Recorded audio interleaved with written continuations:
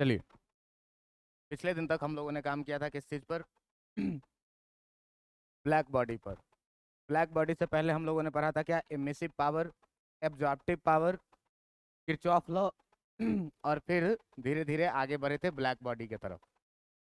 Kirchhoff law में मैंने आपको क्या बताया था कि कोई भी बॉडी जो जितना बढ़िया हीट का एब्जॉर्बर है वो उतना ही बढ़िया एमिटर भी है। और उसमें हम लोगों ने देखा था क्या कि जो आपका E1/A1 होगा, E2/A2 होगा, ये किसके बराबर में होता था? Emissive power of black body के बराबर में। और यही चीज था क्या? आपका Kirchhoff law.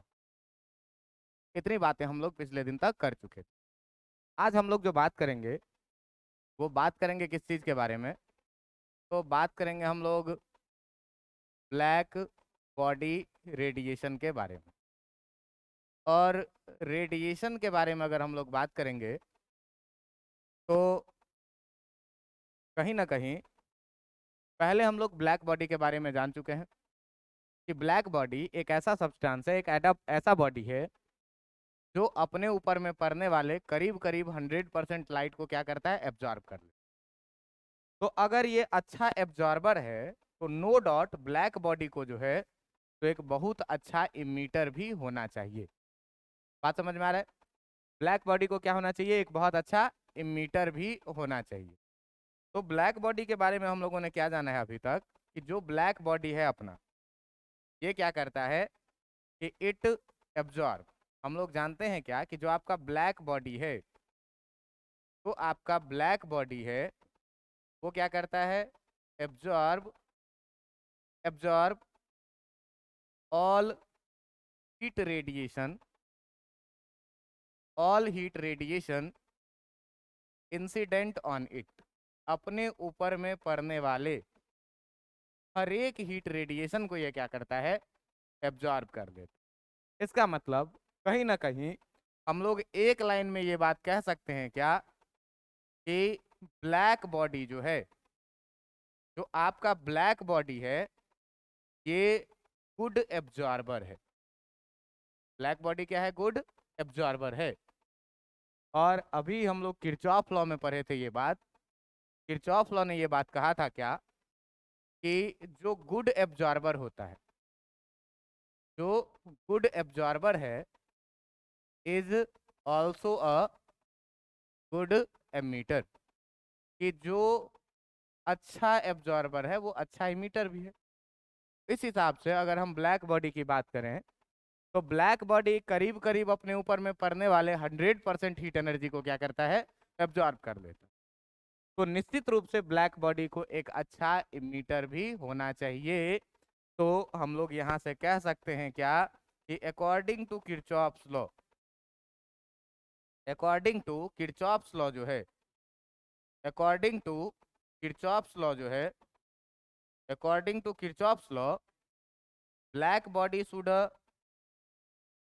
Black body should a good emitter. एक बहुत अच्छा इसको इमीटर भी होना चाहिए क्योंकि ये क्या है? एक बहुत अच्छा एब्जॉर्बर। ब्लैक बॉडी के अगर एग्जाम्पल का हम लोग बात करें तो मेनली जिस एग्जाम्पल का हम लोगों ने बात किया था वो था क्या? सन। वो था क्या? स्टार। बातें समझ में आ रही है? तो कहता क्या है कि प्रत्येक ब्लैक बॉडी किसी भी टेम्परेचर पे डिफरेंट डिफरेंट वेवलेंथ का रेडिएशन रेडिएट करता है। जैसे अगर सन को हम लोग माने कि सन एक ब्लैक बॉडी है, तो सन हर टेम्परेचर पर अपने से क्या करता है कि डिफरेंट डिफरेंट वेवलेंथ का रेडिएशन निकालता है। Infrared, ultraviolet red, visible lights में 7 कलर अलग अलग वेवलेंथ के हैं सारे, है कि नहीं? तो कहता है क्या कि कोई भी ब्लैक बॉडी किसी भी टेम्परेचर पर, ठीक ना, कहता है क्या कि at any temperature, at any temperature, किसी भी टेम्परेचर पर जो है, each body, each body emit, each body emit radiation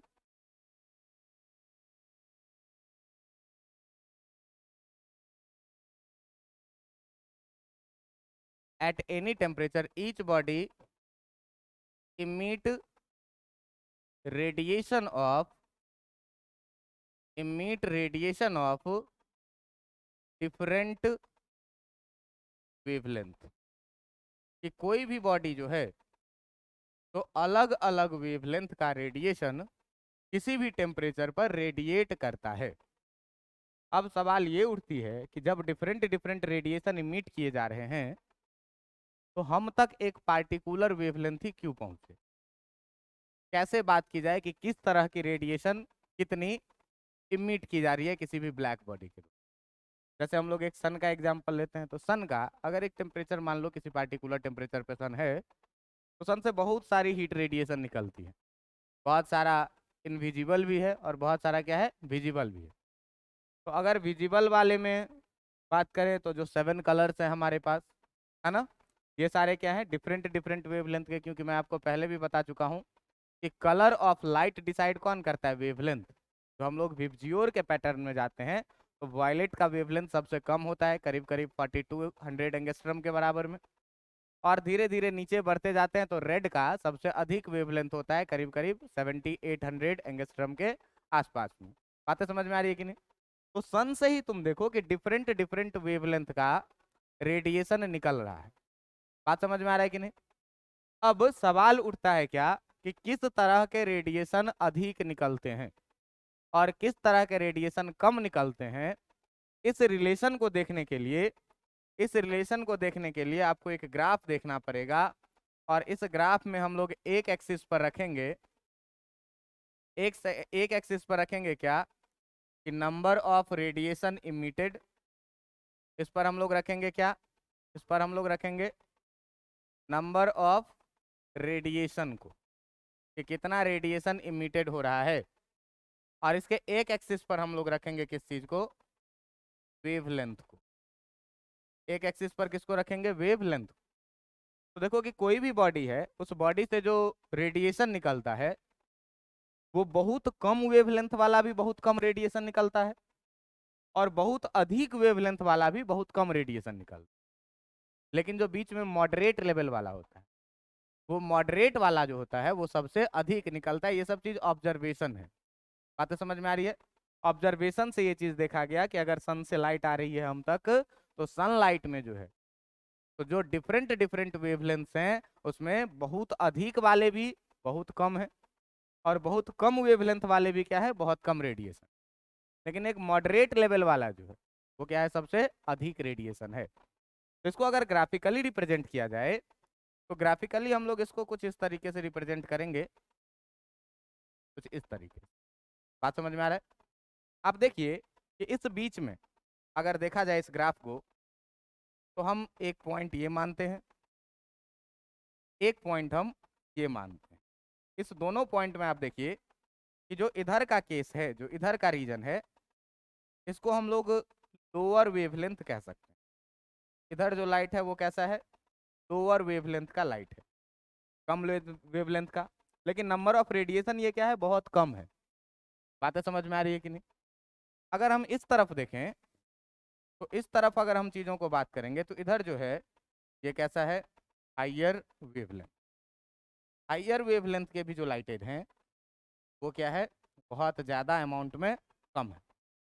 लेकिन इस बीच में अगर देखा जाए, अगर इस बीच में हम लोग बात करें मॉडरेट वेवलेंथ का, तो इस मॉडरेट वेवलेंथ का जो है, तो मॉडरेट वेवलेंथ वाला जो लाइट है यहाँ, ये मॉडरेट वेवलेंथ वाला जो लाइट है वो नंबर में क्या है, बहुत ज़्यादा है। बातें समझ में आ रही है? अब देखो कि इस मॉडरेट लेवल वाले में भी एक पार्टिकुलर वेवलेंथ है जो सबसे ज़्यादा है। बात समझ में आ रहा है कि नहीं? एक पार्टिकुलर वेवलेंथ है जो क्या है, सबसे ज़्यादा है। और ये यहाँ पर जो है सो हम लोग देखेंगे क्या कि इस पार्टिकुलर लाइट में जो है सो ये पार्टिकुलर वेवलेंथ का जो नंबर है वो क्या है, मैक्सिमम। बात समझ में आ रहा है कि नहीं? पार्टिकुलर वेवलेंथ का, इस पार्टिकुलर वेवलेंथ का, आप देखिए कि ये वेवलेंथ का एक्सिस है। तो जीरो से जैसे जैसे आगे बढ़ते जाएंगे वेवलेंथ धीरे धीरे धीरे बढ़ता जाएगा। तो छोटे वेवलेंथ वाले रीजन में देखे कि नंबर ऑफ रेडिएशन बहुत कम है, बड़े वाले में भी क्या देखे कि नंबर ऑफ रेडिएशन क्या है, बहुत कम है। एक बीच में मॉडरेट रीजन है, जिस मॉडरेट रीजन में नंबर ऑफ रेडिएशन ज्यादा है, और इस मॉडरेट रीजन में भी एक पार्टिकुलर वेवलेंथ ऐसा है जिस पार्टिकुलर वेवलेंथ का नंबर ऑफ रेडिएशन सबसे अधिक है। जैसे मान लो कि अगर हम बात करें यहाँ पर, तो यहाँ पर मान लो कि विजिबल रीजन का हम बात करते हैं 4200, ठीक ना, एंगस्ट्रम का। यहाँ पर हम बात कर देते हैं हाईएस्ट का कितना, 7800 एंगस्ट्रम का। इस बीच में कहीं कहीं मान लो क्या कि 6000 एंगस्ट्रम वाला एक होगा ऐसा, तो क्या होगा, सबसे मैक्सिमम हो। और इस टर्म को हम लोग लैम्डा मैक्स से रिप्रेजेंट करते हैं। बात समझ में आ रहा है? यहाँ पर आप देख रहे हैं क्या कि इस पोजीशन पे एक पिक पोजीशन का जो है, तो नंबर ऑफ रेडिएशन जो है, number of radiation of of a particular wavelength, किसी पार्टिकुलर वेवलेंथ का जो नंबर ऑफ रेडिएशन है, ये पार्टिकुलर वेवलेंथ का जो नंबर ऑफ रेडिएशन है, ये कैसा है, मैक्सिमम। बातें समझ में आ रही है कि नहीं? अब देखो कि पार्टिकुलर वेवलेंथ का जो नंबर ऑफ रेडिएशन मैक्सिमम है, इसी पार्टिकुलर वेवलेंथ को हम लोग लिखेंगे लैम्डा मैक्स। बात समझ में आ रहा है? इसके लिए एक टर्म हम लोग क्या यूज करेंगे, लैम्डा मैक्स। फिर से एक ग्राफ ड्रॉ करते हैं, वही ग्राफ, और उसमें जो अपने लिए काम की चीजें हैं, उस काम की चीजों को हम रिप्रेजेंट करने का कोशिश करते हैं। देखिए ये ग्राफ था, हम लोग एक एक्सिस पर इसमें वेवलेंथ दिखाते थे, ठीक ना, और एक में हम लोग क्या दिखाते थे, नंबर ऑफ रेडिएशन, कि नंबर ऑफ रेडिएशन कितना है। हम लोगों ने इस ग्राफ में ओवरऑल देखा था क्या, कि जो कम वेवलेंथ वाले रेडिएशन है ये भी कम है, और जो अधिक वेवलेंथ वाले रेडिएशन है ये भी क्या है, कम है। लेकिन एक पार्टिकुलर वेवलेंथ ऐसा दिखा गया जिस पार्टिकुलर वेवलेंथ पे जो नंबर ऑफ रेडिएशन है वो मैक्सिमम है, और इसी पार्टिकुलर वेवलेंथ को क्या बोला गया, लैम्डा। बात समझ में आ रहा है कि नहीं? अब इस लैम्डा मैक्स के बारे में अगर हम लोग बात करें, तो इस लैम्डा मैक्स को कहा गया क्या, कि इस लैम्डा मैक्स का मीनिंग क्या है, ये नहीं समझना है कि वेवलेंथ मैक्सिमम है, ठीक ना। अगर हम लोग कहीं पर लिख दें मैग्निफिकेशन मैक्सिमम, तो इसका मतलब हम लोग पढ़ते हैं कि मैग्निफिकेशन मैक्सिमम है। अगर हम लोग लिख देते हैं ए मिनिमम, तो इसको हम लोग पढ़ते हैं क्या, कि ए मिनिमम है। लेकिन यहाँ लिखने का तरीका थोड़ा अलग है, और इसको पढ़ने का थोड़ा तरीका अलग है, इसको समझेंगे हम। इसके लैम्डा मैक्स का मतलब क्या है, तो लैम्डा मैक्स का मतलब क्या है कि the number of radiation, the number of radiation, the number of radiation emitted emitted by a source of a particular wavelength, of a particular wavelength, of a particular wavelength, lambda is maximum। मतलब एक particular wavelength का radiation है जिसका number of radiation कितना है, maximum. इसी को हम लोग क्या लिखेंगे, लैम्डा मैक्स लिख। बात समझ में आ रहा है? अब ऑब्जर्वेशन में एक चीज देखा गया क्या, कि ऑब्जर्वेशन में देखा गया कि किसी भी सब्सटेंस का जितना हाइयर टेम्परेचर था, लैम्डा मैक्स का वैल्यू उतना ही कम था। बात समझ में आ रहा है? तो यहां से हम लोग पॉइंट नोट करके धीरे धीरे आगे बढ़ने का कोशिश करेंगे क्या, कि बाय ऑब्जर्वेशन, ये सारी चीजें जो है ऑब्जर्वेशन है, by observation it is seen that, it is in that as the temperature increase, जैसे जैसे हम लोग क्या कर रहे थे, टेम्परेचर को इंक्रीज कर रहे थे, as the temperature increase the lambda max gets shorter value, gets shorter value. जैसे जैसे हम टेम्परेचर को बढ़ाए, जैसे मान लो कि जब टेम्परेचर 100 डिग्री सेल्सियस थी तो 5 एंगस्ट्रम मिल रही थी, टेम्परेचर को 200 करेंगे 3 ही एंगस्ट्रम का लाइट सबसे अधिक इमिट हो। टेम्परेचर को 300 डिग्री सेल्सियस करेंगे, अब एक ही एंगस्ट्रम का करेगा। बात समझ में आ रहा है? मतलब जैसे जैसे हम टेम्परेचर को बढ़ाते जा रहे थे, ये लैम्डा मैक्स धीरे धीरे इधर शिफ्ट होता जा रहा है। बात समझ में आ रहा है? मतलब कि अगर हम आपको क्या बोलें कि 0 डिग्री सेल्सियस पर ये 50 एंगस्ट्रम का लाइट है जो सबसे अधिक इमिट हो रहा है, तो टेम्परेचर बढ़ा के 10 करेंगे तो ये रेडिएशन शिफ्ट हो जाएगा कि अब 20 एंगस्ट्रम का लाइट सबसे अधिक इमिट करे। फिर टेम्परेचर को बढ़ाएंगे और ये और नज़दीक शिफ्ट होता जाएगा। बात समझ में आ रहा है कि नहीं? देखिए कि इसको डायग्राम से हम लोग अगर देखने का कोशिश करेंगे तो हम लोग देखे हैं क्या कि जैसे जैसे टेम्परेचर को इंक्रीज करिएगा, लैम्डा मैक्स का वैल्यू धीरे धीरे नजदीक शिफ्ट होता जाएगा। बात समझ में आ रहा है? अब देखो कि कैसे देखा गया। तो देखा गया क्या कि अगर हम लोग यहाँ पर दो टर्म में बात करें, एक तरफ बात करें क्या टेम्परेचर का, और एक तरफ में हम लोग बात करें किसका, लैम्डा मैक्स का। इस दो टर्म का अगर हम लोग बात करेंगे, एक तरफ में टेम्परेचर और एक तरफ में लैम्डा मैक्स, तो ऐसा देखा गया क्या कि जब टेम्परेचर आपका मान लीजिए कि 1000 डिग्री सेल्सियस था, तो उस समय में जो लैम्डा मैक्स की वैल्यू थी, इसको हम लोग मान लेते हैं कितना, 6 इंटू 10 टू दी पावर -3 को -10 में ही लिख, ठीक ना, 600 एंगस्ट्रम लिख देते हैं तो ज़्यादा अच्छा रहेगा। इसको हम लोग लिखते हैं क्या, 600 into 10 to the power -10 metre, या इसको आप सीधे सीधे लिख सकते हैं क्या, 600 एंगस्ट्रम। बात समझ में आ रहा है? ये कोई स्पेशल डाटा नहीं है, हम लोग एक बस मनगढ़ंत डाटा ले रहे हैं। कि मान लेते हैं कि जब टेम्परेचर 1000 डिग्री सेल्सियस था, तो उस समय में जो सबसे अधिक नंबर ऑफ रेडिएशन रेडिएट हो रहा था, उसका वेवलेंथ कितने का था, 600 एंगस्ट्रम। टेम्परेचर को बढ़ा के हम लोग किए 2000 डिग्री सेल्सियस, 2000 डिग्री सेल्सियस के, तो देखे क्या कि अब जो लाइट इमिट हो रहा है सबसे अधिक, वो 400। बात समझ में आ रहा है कि नहीं? 400 मत करो, 300 करो, इसको क्या कर दो, 300 एंगस्ट्रम। फिर क्या किए, हम इसको बढ़ाए 3000 डिग्री सेल्सियस करे, और ये शॉर्टर वैल्यू ले लिया कितने का, 200 एंगस्ट्रम। हम क्या किए, इसको बढ़ा करके 4000 डिग्री सेल्सियस कर दिए, ये ले लिया कितने का, 150 एंगस्ट्रम।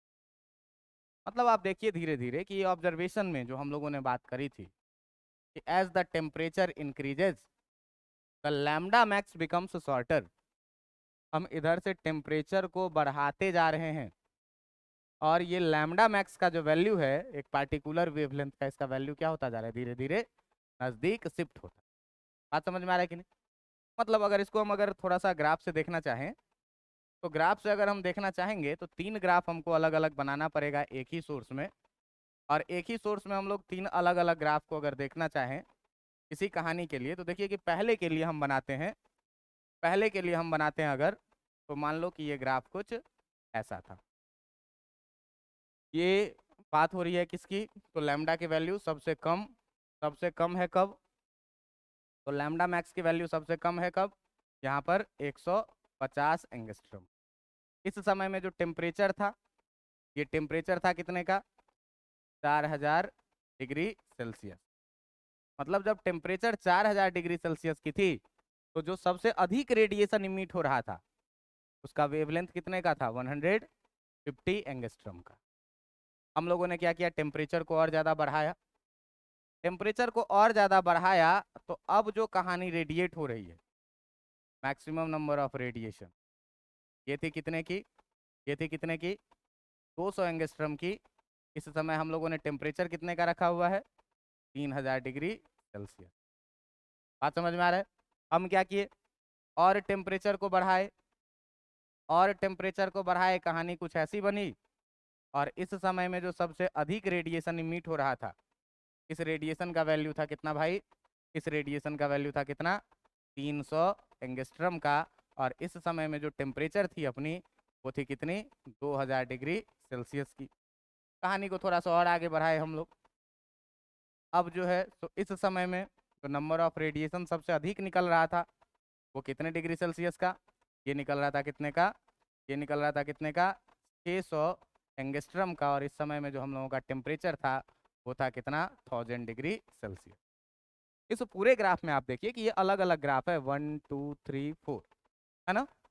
हम लोगों ने क्या किया है कि जब टेम्परेचर कम रखा था, 1000 डिग्री सेल्सियस पर कोई बॉडी थी, उस समय इससे डिफरेंट वेवलेंथ के रेडिएशन निकल रहे थे, लेकिन सबसे ज्यादा जो रेडिएशन निकल रहा था वो था कितने का, 600 एंगस्ट्रम का।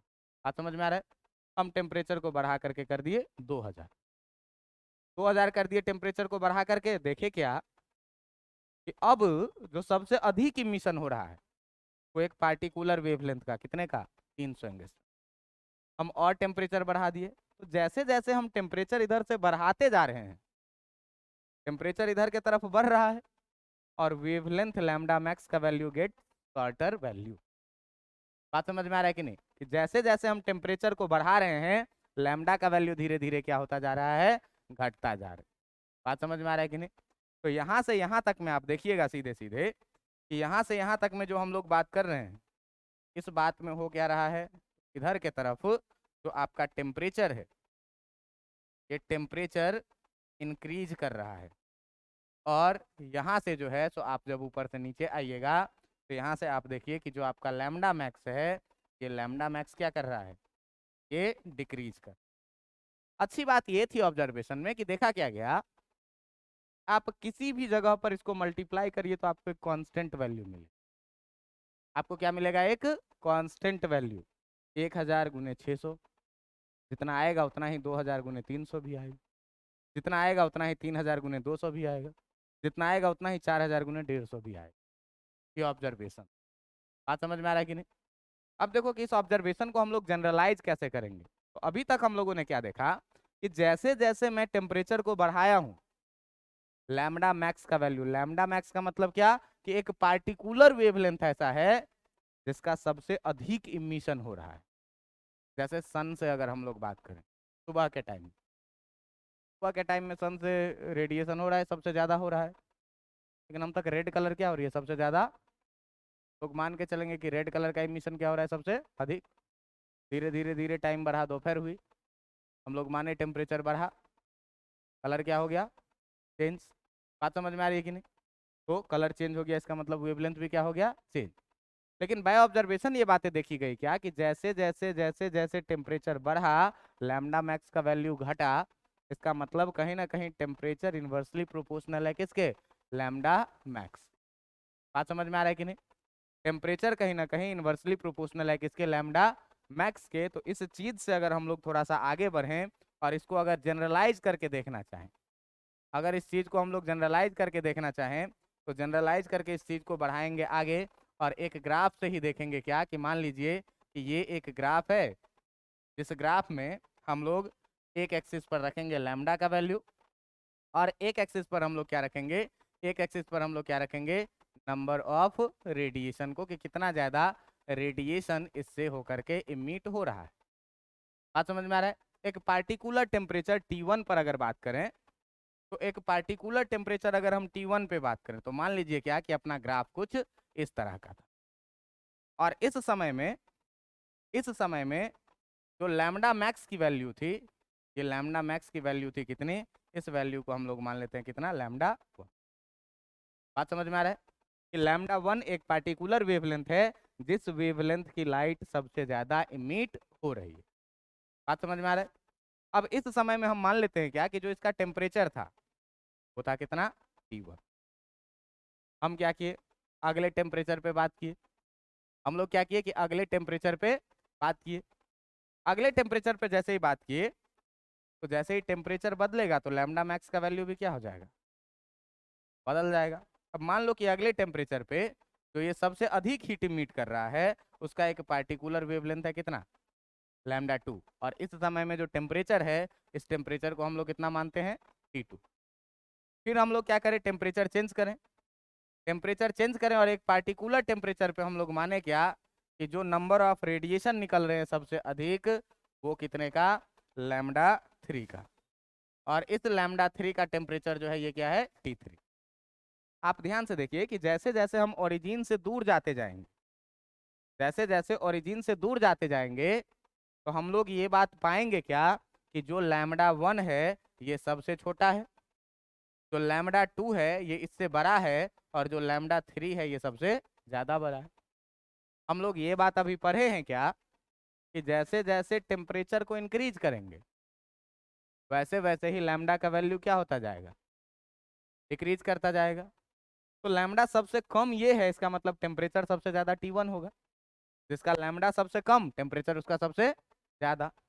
इसका मतलब ये हुआ कि इस ऑब्जर्वेशन से हम लोग ये बात कह सकते हैं क्या कि जो T1 है ये सबसे ज्यादा है, जो T2 है सबसे कम है, और जो T3 है ये क्या है उससे भी कम है।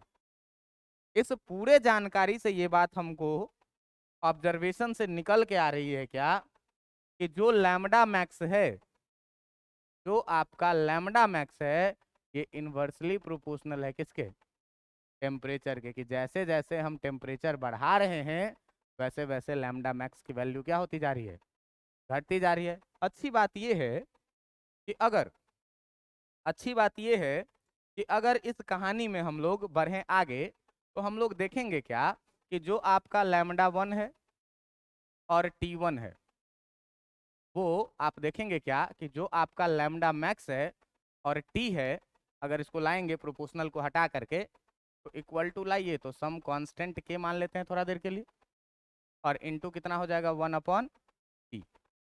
इसका मतलब कि किसी भी पॉइंट पे अगर बात किया जाए लैम्डा मैक्स और इनटू T का तो ये कैसा वैल्यू आएगा, एक कांस्टेंट आएगा। बात समझ में आ रहा है कि नहीं कि लैम्डा मैक्स इनटू T का अगर बात करेंगे तो ये क्या आएगा, एक कांस्टेंट आएगा एट एनी टेम्परेचर, किसी भी टेम्परेचर, एट एनी टेम्परेचर। अगर किसी भी टेम्परेचर पर हम लोग बात करें तो जो लैम्डा मैक्स इंटू T का वैल्यू आएगा वो क्या आएगा, एक कांस्टेंट। इसका मतलब कि अगर यहाँ पर बात करें लैम्डा 1 इंटू T1 तो वो लैम्डा 2 इंटू T2 के बराबर होगा, लैम्डा 3 इंटू T3 के बराबर होगा। और सारी चीज़ें कैसी आएगी, कांस्टेंट आएगी। तो जब टेम्परेचर T1 था तो लैम्डा 1 था, इसका मतलब T1 into lambda 1 constant, T2 into lambda 2 constant, T3 into lambda 3 भी क्या, कांस्टेंट। तो इस बात से अगर हम लोग बात करें तो क्या मिल रहा है कि T1 lambda 1 equal to T2 lambda 2 equal to T3 lambda 3 जो है, T3 lambda 3 equal to T2 lambda 2 जो है, ये सारा का सारा जो है एक कांस्टेंट वैल्यू आएगा और इस सारे का वैल्यू क्या हो जाएगा, एक दूसरे के बराबर। इतनी बातें समझ में आ रही है कि नहीं आ रही है? अगर इतनी बातें समझ में आ रही है तो आप ध्यान दीजिएगा कि इस पूरे कहानी से ये बात निकल के आई है क्या कि जो टेम्परेचर है, जो टेम्परेचर है वो इन्वर्सली प्रोपोर्शनल है किस चीज़ के, लैम्डा मैक्स के। कि जैसे जैसे टेम्परेचर बढ़ाएंगे वैसे वैसे जो है तो क्या होगा कि लैम्डा मैक्स का वैल्यू धीरे धीरे घटता जाएगा। और इसी स्टेटमेंट को हम लोग बोलते हैं, इसी स्टेटमेंट को हम लोग क्या बोलते हैं, वाइन्स डिस्प्लेसमेंट, वाइन्स डिस्प्लेसमेंट। ये वाइन्स एक साइंटिस्ट थे जिन्होंने ये ऑब्जर्वेशन किया था और इसी पर इसने क्या किया था, एक थीसिस दिया और इस थीसिस का क्या नाम आया, वाइन्स डिस्प्लेसमेंट लॉ। तो अब सीधे सीधे बात हम लोग ये बात करेंगे क्या, ये वाइन्स डिस्प्लेसमेंट लॉ है क्या चीज। अब अगर हम लोग बात करेंगे किस चीज का, वाइन्स डिस्प्लेसमेंट लॉ का, तो वाइन्स डिस्प्लेसमेंट लॉ क्या कहता है, वाइन्स डिस्प्लेसमेंट लॉ क्या कहता है कि at any temperature, at any temperature the temperature is,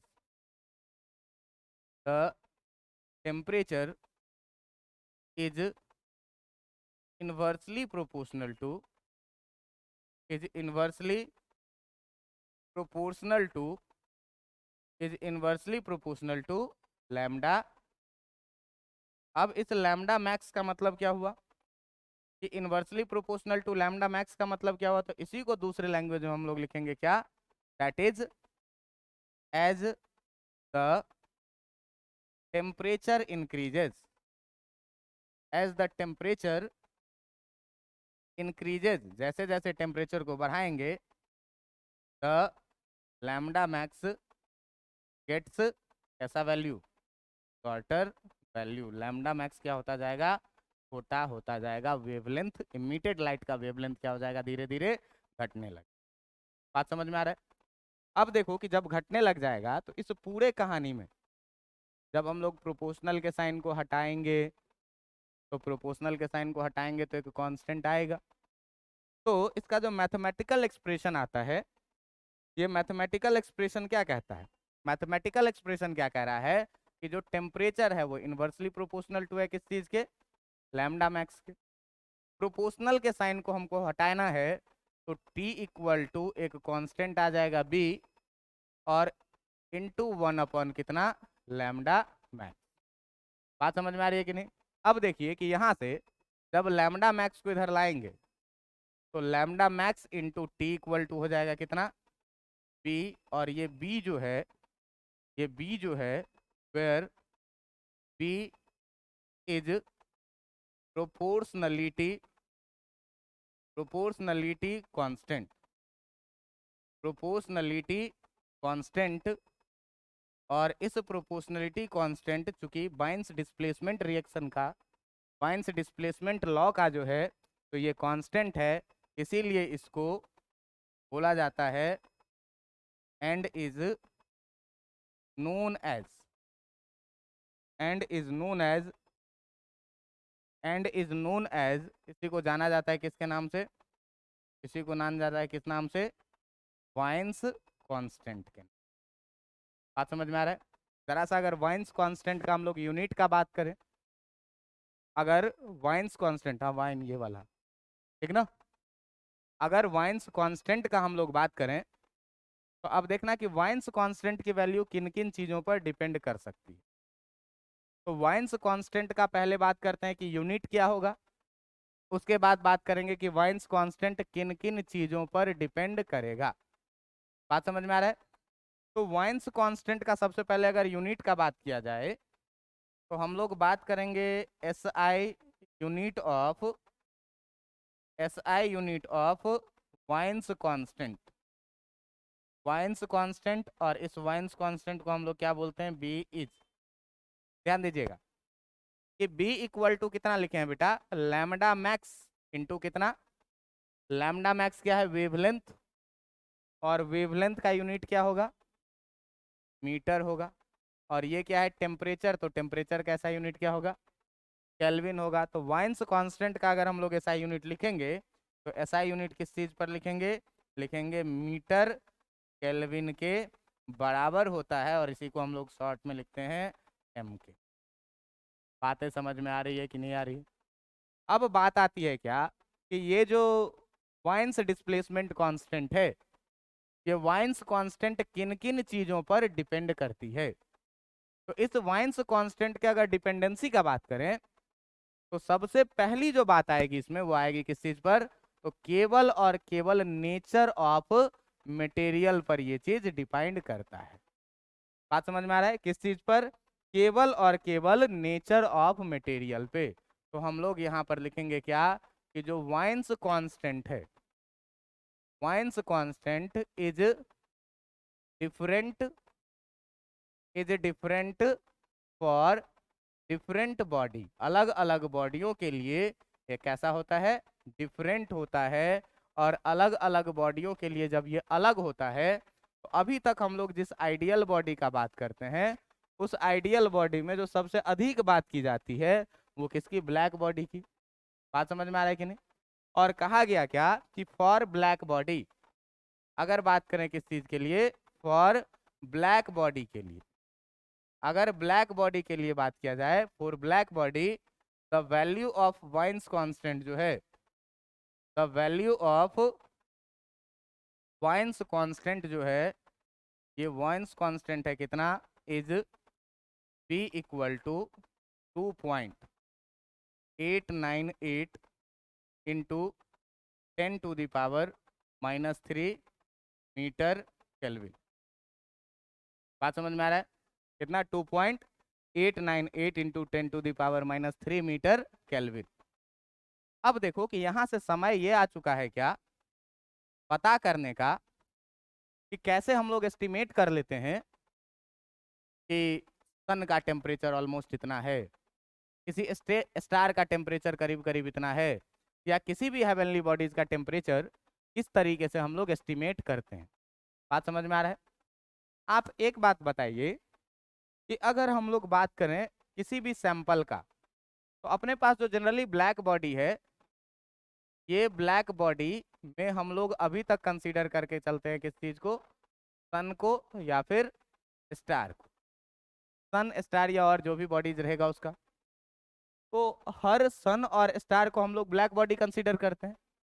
और हम लोग अभी पढ़े हैं क्या, वाइन्स डिस्प्लेसमेंट लॉ। तो ये वाइन्स डिस्प्लेसमेंट लॉ जो है, ये वाइन्स डिस्प्लेसमेंट लॉ जो है, ये वाइन्स डिस्प्लेसमेंट लॉ कहता है क्या कि lambda max into T equal to जो होगा ये बी होगा। और बी फॉर ब्लैक बॉडी जो है, तो हम लोग क्या लिखेंगे, lambda max into T equal to 2.898 2.898 और इंटू 10⁻³ केल्विन, मीटर या मीटर केल्विन, मीटर केल्विन। बात समझ में आ रहा है कि नहीं? अब देखो कि अगर इस दोनों में से कोई एक चीज पता चल जाए तो दूसरा पता चल जाएगा। तो भाई मेरा टारगेट ये है कि अगर सन है अपना ब्लैक बॉडी या स्टार है अपना ब्लैक बॉडी, तो क्यों ना सन के टेम्परेचर का अंदाजा लगाया जाए, क्यों ना स्टार के टेम्परेचर का अंदाजा लगाया जाए। क्यों? सन से लाइट हम तक पहुंचती है, स्टार से भी लाइट हम तक पहुंचती है। तो अगर उस लाइट के सैंपल को हम लोग कलेक्ट कर लें और उस हर एक सैंपल का हम लोग स्पीड टेस्ट करें, कैसे स्पीड टेस्ट करेंगे भैया? व्हाइट लाइट आती है सन से, प्रिज्म से निकाल दो, प्रिज्म से निकाल दोगे तुमको पता चल जाएगा कि सबसे ज्यादा कौन सा लाइट रे इंसिडेंट हो रहा है। बात समझ में आ रही है कि नहीं? हम तक जो लाइट पहुंच रही है, उस लाइट में डिफरेंट वेवलेंथ की लाइट पहुंच रही है, व्हाइट लाइट पहुंच रही है। अब उसमें सबसे ज्यादा कौन सा पहुंच रहा है उसका हमको पता लगाना है। क्या करेंगे? लाइट का सैंपल कलेक्ट करेंगे। लाइट का सैंपल कलेक्ट करके हम लोग ऑब्जर्वेशन से इस लैम्डा मैक्स का जो लाइट हम तक पहुंच रही है उसमें किसका वेवलेंथ सबसे अधिक है, इसका अंदाजा लगा सकते हैं कि नहीं लगा सकते? लगा सकते हैं। अब अंदाजा लगा लेंगे और जब ये अंदाजा लग जाएगा, टेम्परेचर पता चल जाएगा कि नहीं चल जाएगा? चल जाएगा। लेकिन देखिए कि टेम्परेचर हमेशा अप्रॉक्सीमेटली बताया जाता है, एग्जैक्ट टेम्परेचर नहीं बताया जा सकता है। क्यों? कि देखिए कि किसी भी लाइट का, किसी भी लाइट का या किसी भी रेडिएशन का दो चीज होता है, the wavelength, the wavelength of any wave change हो जाता है by changing the medium, by changing the medium. की मीडियम के चेंज हो जाने से लाइट का वेवलेंथ क्या हो जाएगा? चेंज हो जाएगा। जरा सा ध्यान देना। अगर मान लो कि इधर है हवा और हम इधर बात करें किस चीज का, पानी का, तो रिफ्रैक्शन का केस बनेगा कि कोई भी लाइट रे अगर मान लो कि हवा से चला और पानी में ये एंटर करेगा तो टुवार्ड्स द नॉर्मल ये बेंड कर जाएगा। क्या करेगा? ये टुवार्ड्स द नॉर्मल बेंड कर जाएगा। और 9th क्लास में हम लोग ये बात पढ़े हुए हैं कि ये बेंडिंग का फिनोमिनन होता है क्या, कि अचानक से जब मीडियम चेंज होता है तो स्पीड चेंज हो जाती है। बात समझ में आ रही है कि नहीं? यहाँ पर अचानक से जब क्या होगा कि मीडियम चेंज होगा तो लाइट का स्पीड क्या हो जाएगा? चेंज। हवा में हम लोग पढ़ते हैं कितना, 3 × 10⁸ मीटर पर सेकेंड, है कि नहीं? पानी में हम लोग क्या पढ़ते हैं, करीब करीब 2 × 10⁸ मीटर पर सेकेंड। स्पीड चेंज हो गया कि नहीं हो गया? 1.5 गुना करीब स्पीड चेंज हो गया। अब अभी हम लोग अगर लाइट को वेव के जैसे कंसीडर करके पढ़ें, अगर अभी ही बात करें किसके जैसे, लाइट को वेव के जैसे अगर बात करें, तो देखो कि सेम ही लाइट था। इसी में एक दूसरा पॉइंट ये कहता है क्या कि जो फ्रीक्वेंसी ऑफ लाइट है आपका, जो आपका फ्रीक्वेंसी है ऑफ लाइट का, frequency of light depends on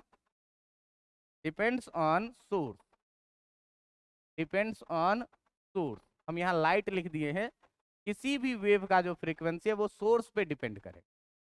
तो देखो कि अगर हम लोग बात करें पिछली कहानी का, तो पिछले कहानी में क्या था कि अपने पास यहाँ से यहाँ तक ये मीडियम था, यहाँ से यहाँ तक पानी था, और इधर हम लोगों ने क्या रखा था, ऊपर रखो हवा, और नीचे हम लोगों ने क्या रखा था, पानी। इस दोनों में आप देखिए कि एक लाइट रे जो है, तो हमारी क्या थी, हवा से चली थी, पानी के सरफेस पर फॉल की थी, और उसके बाद ये क्या हुई थी, चेंज हो गई। हम लोग मान लेते हैं कि हवा में जो लाइट का स्पीड था v1, ये v1 इक्वल टू था कितना, 3 × 10⁸ मीटर पर सेकेंड, और पानी में v2 इक्वल टू कितना, 2 × 10⁸ मीटर पर सेकेंड। इससे पहले आप पढ़े होइएगा कि जो फ्रीक्वेंसी f होता है ये 1/टाइम पीरियड के बराबर में पढ़े हुए हैं। अब देखो कि अगर यहाँ वाले लाइट वेव को हम क्या कहें कि ये वाला जो ऊपर हवा वाला लाइट वेव है ये कुछ ऐसा है जिसका ये यहाँ से यहाँ तक वेवलेंथ है कितना, लैम्डा, इसका वैल्यू क्या रख लेते हैं, λ1। और ये जो पानी वाला वेव है ये है कुछ इस तरीके का, और इसका वेवलेंथ हम लोग मान लेते हैं कितना, λ2। अब देखिए कि जिस टॉर्च से लाइट यहाँ निकल रही है वही लाइट इसमें भी, पानी में भी जा रही है। कहने का मतलब कि frequency of light depends on source. तो इस दोनों ही लाइट रेज का जो सोर्स है वो तो सिंगल सोर्स है, इसका मतलब दोनों के लिए फ्रीक्वेंसी क्या होगा, सेम होगा। तो फ्रीक्वेंसी सेम होगा, फ्रीक्वेंसी दोनों के लिए, अगर इसके लिए फ्रीक्वेंसी को हम माने f, तो इसके लिए भी फ्रीक्वेंसी कितना होगा, मतलब इसको अगर एक साइकिल कंप्लीट करने में लगेगा टाइम t, तो इसको भी एक साइकिल कंप्लीट करने में कितना लगेगा, टाइम। अब देखो कि अगर हम यहाँ पर स्पीड लिखें v1 इक्वल टू, तो कितना लिखेंगे, λ1/t, और अगर हम यहाँ पर स्पीड लिखें v2 equal to λ2/t, t तो दोनों के लिए ही सेम है, लेकिन मेरा ऑब्जर्वेशन क्या कर रहा है कि v1 अधिक है और v2 क्या है, कम। तो v1 अधिक है, इसका मतलब निश्चित ही λ1 भी क्या होगा और λ2 क्या होगा, क्योंकि टाइम तो दोनों के लिए सेम है, लेकिन v1 v2 क्या है, अलग है, स्पीड अलग है, तो निश्चित ही λ1 और λ2 भी क्या होगा। तो जैसे ही मीडियम चेंज होगा तो वेवलेंथ लाइट का क्या हो जाएगा, चेंज हो जाएगा। बात समझ में आ रहा है कि नहीं। अब आइए कि जो सनलाइट हम तक आ रही है वो जब एटमॉस्फेयर में एंटर कर जा रही है तो वैक्यूम से एटमॉस्फेयर में एंटर किया कि नहीं किया, मीडियम चेंज हुआ कि नहीं हुआ, मीडियम चेंज होगा तो वेवलेंथ चेंज होगा कि नहीं होगा, थोड़ा सा चेंज होगा। क्यों कि यहाँ हवा से पानी में ज़्यादा चेंज दिख रहा है, लेकिन वैक्यूम में और एयर में लाइट के स्पीड में बहुत ज़्यादा का फर्क नहीं होता। एक होता है 3.3 × 10⁸ वैक्यूम में होता है, और हवा में कितना होता है 2.98। तो बहुत का अंतर नहीं है 2.98 और 3 में, बहुत कम का अंतर है। तो बहुत कम का अंतर होगा तो इस वेवलेंथ में भी बहुत कम का अंतर होगा। तो जो हम यहाँ बैठ के ऑब्जर्वेशन करेंगे और सन से आ रहे वेव का वेवलेंथ लैम्डा मैक्स का वैल्यू पता करेंगे, उसमें स्लाइट एरर आएगी। इसलिए एरर आएगी due to change in medium, और ये कंटिन्यूसली चेंज होती है। कहीं पर भारी हवाएं हैं, कहीं पर हल्की हवाएं हैं, कहीं पर गर्म हवाएं हैं, तो लगातार क्या होगा, मीडियम चेंज होगा। तो हमको लैम्डा मैक्स कैलकुलेट करने में कहीं ना कहीं थोड़ी सी क्या आएगी, एरर आएगी। अब जब थोड़ी सी एरर लैम्डा मैक्स में आएगी तो ऑब्वियसली टेम्परेचर कैलकुलेशन में भी क्या आएगी, थोड़ी सी एरर आएगी। तो जब भी हम लोग सन या स्टार वगैरह का हम लोग क्या करते हैं, टेम्परेचर एस्टिमेट करते हैं, तो वो कोई थर्मामीटर ले जा करके नापना नहीं है। क्या करना है कि वाइन्स डिस्प्लेसमेंट थ्योरी लगाना है। वाइन्स डिस्प्लेसमेंट थ्योरी में हमको वाइन्स कांस्टेंट ये बात पता है, और ये बात देखें क्या कि लैम्डा मैक्स इंटू टी इतने के बराबर होता है, किसके लिए, ब्लैक बॉडी के लिए। तो किसी भी ब्लैक बॉडी का अगर हमको इस बात का पता चल जाए, तो इस बात का पता चल जाए तो हम उसके टेम्परेचर को एस्टिमेट कर सकते हैं। कैसे, तो उस ब्लैक बॉडी से आने वाले लाइट रेडिएशंस को हम लोग क्या करेंगे, ऑब्जर्व करेंगे, और ऑब्जर्व करके इस बात का पता लगाएंगे क्या कि उससे जो रेडिएशन निकल रही है उस रेडिएशन में सबसे अधिक वेवलेंथ वाला कौन सा रेडिएशन, उस पार्टिकुलर वेवलेंथ को यहाँ पर रखेंगे। यहाँ ये वैल्यू पता है, टी का वैल्यू निकल के आ जाएगा। तो मैं उम्मीद करूँ कि आपको ये बात समझ में आ गया होगा कि कैसे हम लोग किसी भी ब्लैक बॉडी का या किसी भी हेवनली बॉडी का हम लोग क्या करते हैं, टेम्परेचर एस्टिमेट कर लेते हैं। बात समझ में आ रहा है कि नहीं। अब डिफरेंट बॉडीज के लिए ये अलग अलग होगा। अगर ब्लैक बॉडी नहीं होगा तो देखो कि ब्लैक बॉडी नहीं होगा तो आजकल जो है, तो आप देखते हैं कि जब से कोविड आया दूर रख के ही टेम्परेचर एस्टिमेट कर लिया था, तो उसको छूने की जरूरत नहीं पड़ती है। किस प्रिंसिपल पे ये काम कर रहा है? दुनिया की हर एक बॉडी रेडिएशन इमिट करती है। बात समझ में आ रही है कि नहीं? दुनिया की हर एक बॉडी क्या कर रही है? रेडिएशन इमिट कर रही है। तो मैं हूं यहाँ पर, तो मेरा टेम्परेचर अगर कम है तो मैं अलग वेवलेंथ का रेडिएशन इमिट कर रहा हूँ। किसी का अगर ज्यादा टेम्परेचर है तो वो कम वेवलेंथ का टेम्परेचर इमिट कर रहा होगा खुद से। मान लो मेरे बॉडी का टेम्परेचर कम है, तो अभी क्या पढ़े हैं कि जैसा टेम्परेचर कम रहेगा अधिक वेवलेंथ का रेडिएशन निकलेगा, जिसका टेम्परेचर अधिक रहेगा कम वेवलेंथ का रेडिएशन निकलेगा।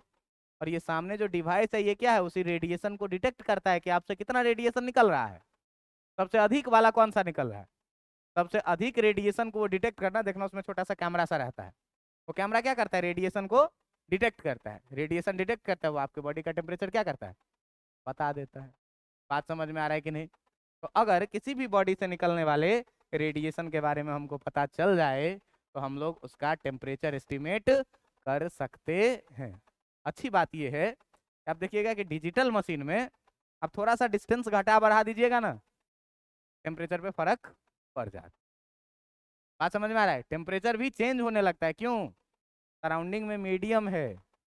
रेडिएशन जब यहाँ से यहाँ तक आएगा तो उसको मीडियम थोड़ा ना थोड़ा डिस्टरबेंस डालेगा, और उस डिस्टरबेंस के कारण यहाँ रीडिंग में भी क्या आएगी? थोड़ी सी डिस्टरबेंस आएगी। तो ये पूरी कहानी थी किसकी? वाइन्स डिस्प्लेसमेंट लॉ की। जिस वाइन्स डिस्प्लेसमेंट लॉ को पहले हम लोग एक्सपेरिमेंट समझने का कोशिश की, एक्सपेरिमेंटली कि ये चीजें है क्या। एक्सपेरिमेंटली ऑब्जर्वेशन देखे ब्लैक बॉडी रेडिएशन के बारे में, फिर यहाँ से हम लोग किरचॉफ लॉ से रिलेट करके, फिर यहाँ से हम लोग ऑब्जर्वेशन करके धीरे धीरे हम लोग स्टेटमेंट पर पहुंचे कि वाइन्स डिस्प्लेसमेंट लॉ आखिरकार है क्या। वाइन्स डिस्प्लेसमेंट लॉ से हम लोगों को ये वाला फॉर्मूला मिला, lambda T equal to B. B को क्या बोलेंगे? Wines constant. डिफरेंट बॉडी के लिए वाइन्स कांस्टेंट अलग अलग होगी, और अगर किसी भी बॉडी का हमको वाइन्स कांस्टेंट का पता लग जाए तो दुनिया में कभी भी जब हम लोग किसी कांस्टेंट का पता लगाते हैं तो वो ऑब्जर्वेशन से लगाते हैं, एक्सपेरिमेंट से लगाते हैं। तो जो मैं आपको अभी टेम्परेचर मेजरिंग डिवाइस के बारे में बोल रहा हूँ, तो ह्यूमन बॉडी का ही टेम्परेचर उससे नापा जा सकता है। सामने दीवार है, गर्म है, कितना टेम्परेचर आएगा नहीं पता चलेगा एग्जैक्ट। क्यों नहीं पता चलेगा? क्योंकि उसमें जो रीडिंग में उसका जो कैलकुलेशन सेट है उसमें ह्यूमन बॉडी के लिए वाइन्स डिस्प्लेसमेंट कांस्टेंट फिक्स है। अब अगर इसको हम सूर्य पे डालेंगे तो थोड़ी दिखा देगा कि 50,000 डिग्री सेल्सियस है इसका टेम्परेचर, नहीं दिखाएगा। क्यों? कि बॉडी चेंज हो गई, और इस डिवाइस में एक पार्टिकुलर कांस्टेंट ही फिक्स किया हुआ है वैल्यू, इसीलिए उसकी रीडिंग ह्यूमन बॉडी के लिए ही आएगी। बातें समझ में आ रही है? दीवार के लिए रीडिंग सही नहीं आएगी।